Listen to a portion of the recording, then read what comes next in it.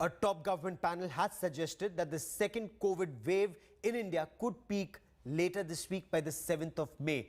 The same panel, National COVID-19 Supermodel Committee, had warned the government in April, the first week, about the second wave. Sneha Mordani has the details. There will be a second wave in India and that is expected soon, had warned the Committee on COVID-19 Supermodel on the 2nd of April itself, raising questions on whether this was paid any heed to.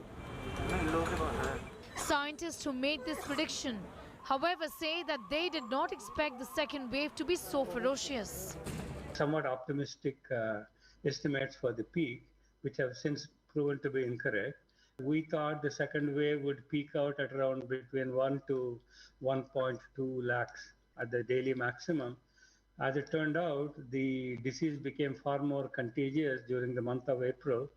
So with the result that the daily case peaks kept climbing and climbing and climbing, and now we are at around 4 lakhs. This comes at a time when the country is witnessing a critical situation with a rapidly increasing case burden, sending hundreds to hospitals and morgues. The three-member National COVID-19 Supermodel Committee was formed by the central government to make projections about the spatial and temporal spread of the pandemic.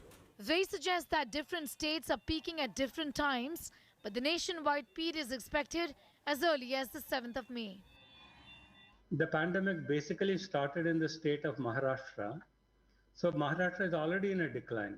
You will see that. Now other states started peaking a little bit later because the pandemic traveled across the country. So they will peak perhaps not next week, but the week after that. To summarize all of that in one single number, if you take the nationwide total cases, we anticipate a peak by the end of next week. Also adding that a natural outcome would be a decline in cases start May 7th. Epidemiologists say that credible mathematical projections are necessary to understand and charter the course of the pandemic and tweak the responses around the projections and the predictions. It is clear that this particular panel did tell the government of India that a second wave is expected. What did the government really do about it? Did the government look into these suggestions? And what were the preparations then made to handle this monster raging second wave? The question is yet to be answered. In New Delhi, Sneha Mordani for India Today.